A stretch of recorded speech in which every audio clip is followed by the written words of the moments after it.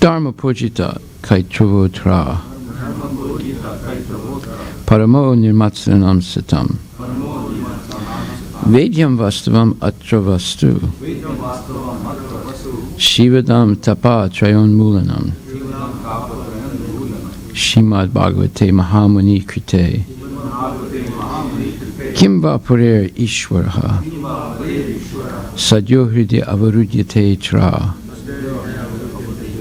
Kriti Vihi Sususubis Takshanat. Completely rejecting all religious activities which are materially motivated. This Bhagavata Purana propounds the highest truth, which is understandable by those devotees who are fully pure in heart. The highest truth is a reality distinguished from illusion for the welfare of all. Such truth uproots the threefold miseries. This beautiful Bhagavatam, compiled by the great sage Vyasadeva in his maturity, is sufficient within itself for God realization. What is the need of any other scripture? As soon as one attentively and submissively hears the message of Bhagavatam, by this culture of knowledge, the Supreme Lord is established within his heart. Nigama kalpatarur galitam phalam Sukhamukad amritam dravya samyutam Pibata bhagavatam rasam alayam Muhur aho rasika bhuvi bhavakaha. O expert and thoughtful men, relish Srimad Bhagavatam, the mature fruit of the desire tree of Vedic literatures. It emanated from the lips of Sri Sukadeva Goswami. Therefore, this fruit has become even more tasteful, even though its nectarian juice was already relishable for all, including liberated souls. Srimad Bhagavatam, Canto 1, Chapter 8, verse number 31. Okay, 32. Yeah.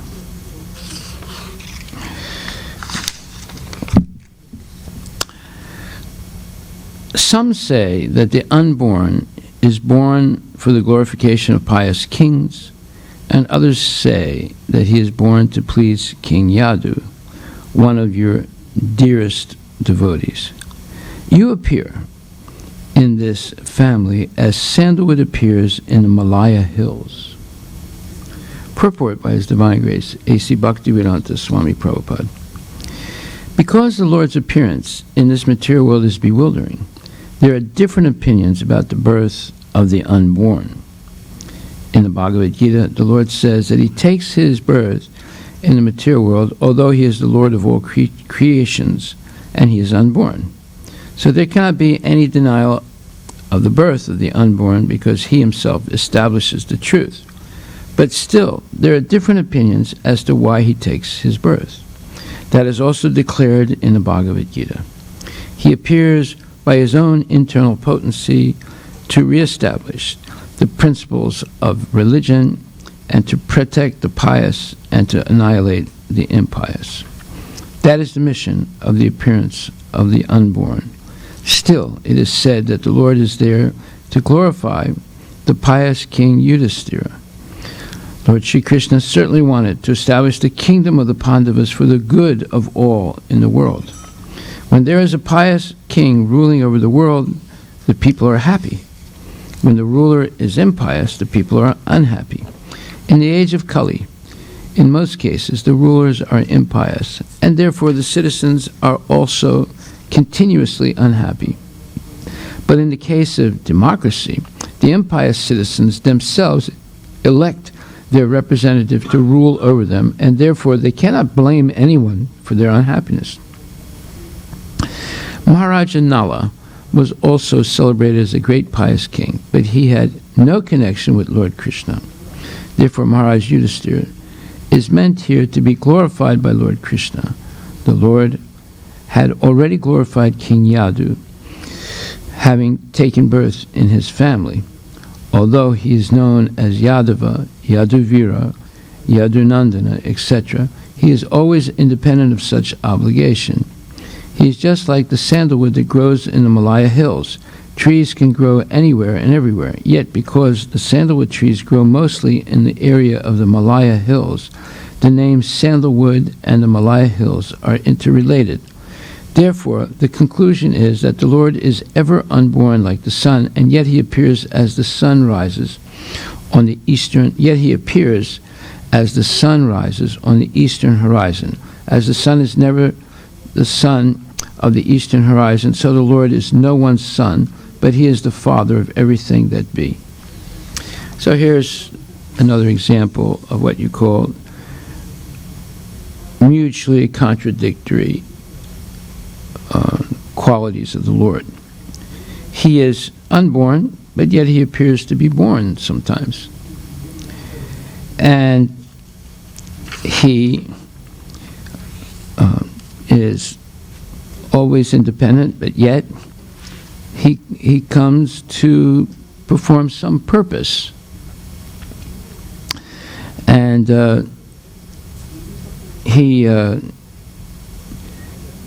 it's just like the sandalwood that grows in the Malaya hills. Trees can grow anywhere and everywhere, but yet, because sandalwood grows mostly in the Malaya hills, the names sandalwood and Malaya hills are interrelated. So, the Lord is not partial to anyone, as we've read previously. However, he shows special favor to his devotees. Why? Because his devotees are attached to him and always serving him. So all this seems contradictory. Where on one hand he is not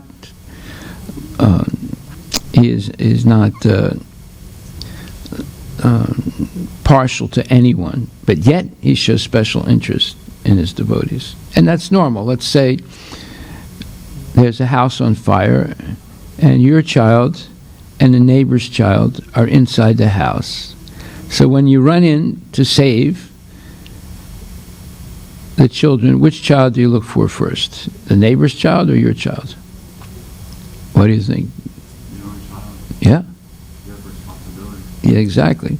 So therefore, although Krishna is not partial to anyone, meaning he gives his mercy to everyone. It's an open invitation. Therefore, Krishna says, Sarvadharman purityaja mamekam saranam vraja aham tvam sarvapapebhyo mokshisyami masucha. He says, please give up all fabricated dharmas and just surrender unto me. If you do this, I promise you that I will free you from all your previous karmas, previous lives, and in this life, so that you can come back to me. So that's an invitation to everybody. But not everybody takes that invitation. The devotees who take that invitation, obviously, because of their decision to serve the Lord as a primary goal in their life, they get the mercy of the Lord. Although the mercy of the Lord is available to everyone. You see? So he's not partial. He's offering to everyone, but not everyone is willing to accept. Just like Facebook advertises always right after the weekend of Black Friday that they're going to match whatever donation you can make. Usually in the first, but it starts 5 o'clock in the morning on a Tuesday after Black Friday, right?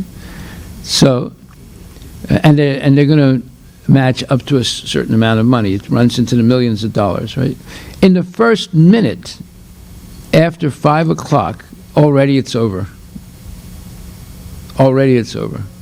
So they're inviting everyone in the world. You know, you donate $1, they'll match it to any charity that you want. So some people match $100. Some people match $1,000. Some people give $10,000. Some people give $100,000. Some people give $1 million. Right? They're going to match up to a certain point. I don't know what the exact number is, but it's a large amount. Huh? $7 million. In 1 minute, $7 million is done. So if you call in or you go online and try and make a donation, let's say at 5:02, they'll say it's already finished. So that's how fast it is. Now, they're offering to everyone, but not everyone attempts to do it, or those who attempt to do it but they're a little late, they miss it. So you see, this is Krishna is not so let's say strict, and his mercy is infinite.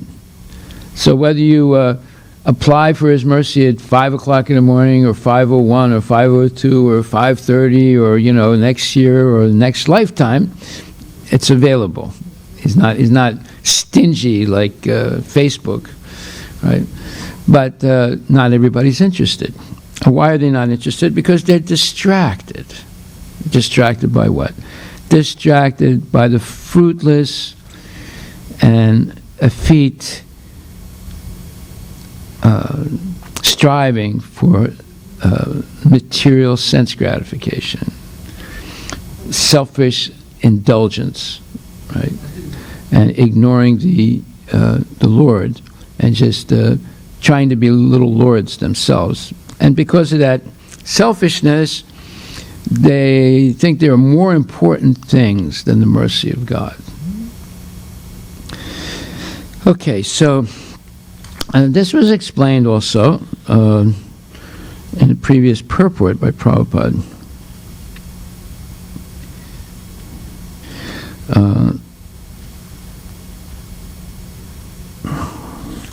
Where he says, where Prabhupada wrote,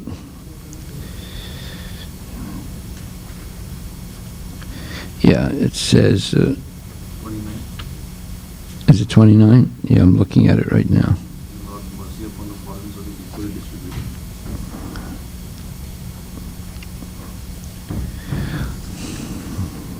Okay. The living beings are given as much freedom as they deserve. The misuse of that freedom is the cause of suffering. The devotees of the Lord do not misuse their freedom, and therefore they are the good sons of the Lord. Others who misuse freedom are put into miseries destined by the eternal kala, or time factor. The kala, or time factor, offers the conditioned souls both happiness and miseries. It is all predestined by eternal time. As we have miseries uncalled for, so we may have happiness also without being asked. For they are all predestined by kala, or time. No one is therefore either an enemy or friend of the Lord. Everyone is suffering and enjoying the result of his own destiny. That's the point. You have a question? Oh, you're just exercising your arm? Yeah. Everyone is suffering and enjoying the result of his own destiny. This destiny is made by the living beings in course of social intercourse. Everyone here wants to lord it over the material nature, and thus everyone creates his own destiny under the supervision of the Supreme Lord. He is all-pervading, and therefore he can see everyone's activities, and because the Lord has no beginning or end, he is known also as the eternal time, Kala. So, this is at the end of text 28. So this is the point. Everyone suffers. And by the way, here it's very clear that fate, F-A-T-E, and destiny are different. Fate is what we are obliged to do due to our previous karma in a previous birth. Destiny is what will happen to us in the future based on what we're doing right now in this lifetime. See? Whereas in English, sometimes they mix the two words up. They use destiny to mean fate. So it gets a little confusing. But in here, Prabhupada definitely differentiates between fate, F-A-T, not faith, F-A-I-T-H, but fate, F-A-T-E, and destiny. Fate is what we are experiencing now due to previous karma, and there's no way of changing it. It can be mitigated by Krishna consciousness, but it's never going to be changed. Mitigated to the point where it doesn't disturb our devotional service. However, destiny depends on the decisions and the activities we're engaged and desires that we have now, and will be experienced in the future. Okay, so this verse today, again, there's a lot of subtle points here, and we won't be able to cover all of them.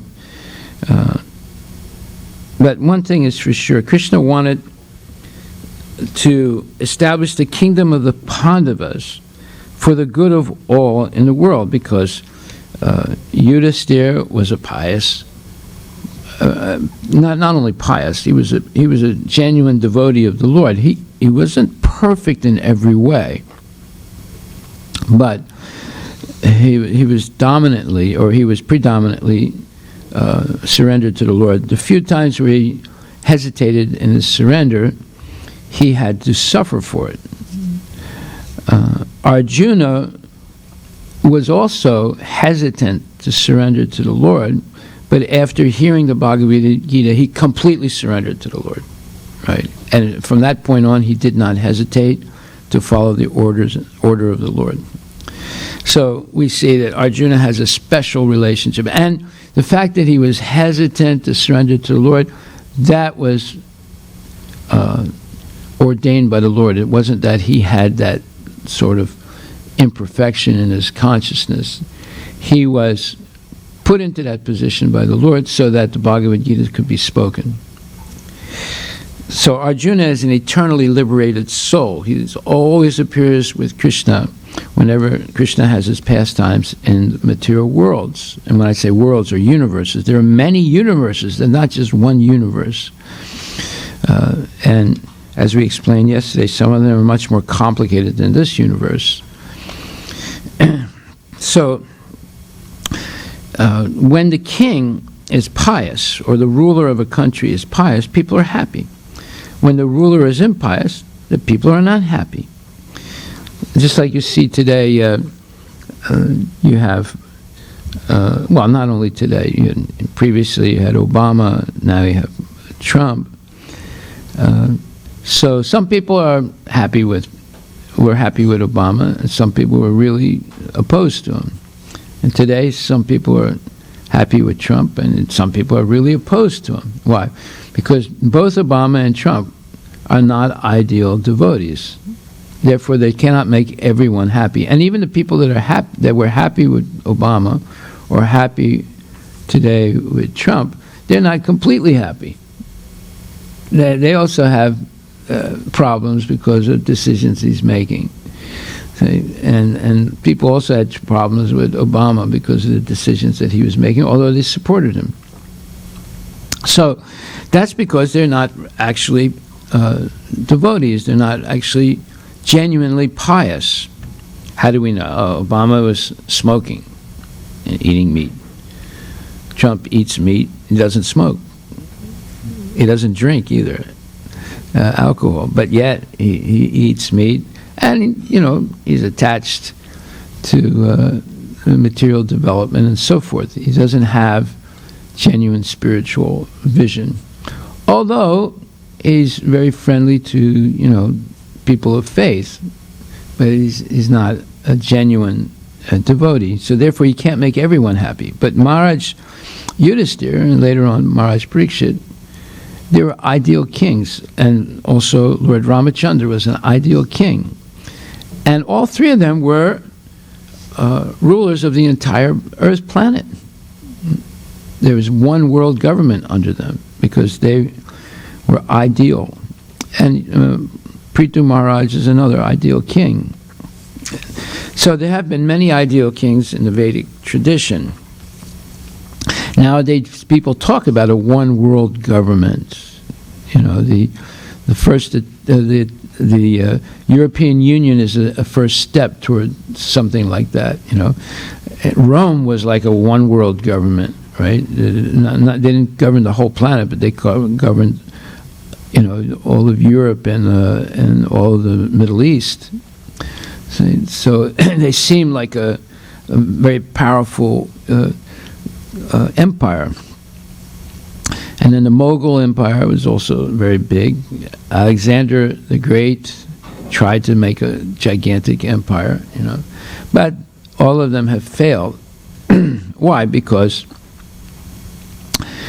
you have to have a genuine devotee. They're called Rajarsis. They are saintly kings, and then people become happy. So when Ramachandra was king of Ayodhya, he was king of the whole planet Earth, and he was so exemplary in his behavior, he was willing to give up his own personal happiness for the welfare of the people. So that's not, we really don't see that type of surrender, or let's say sacrifice in most leaders.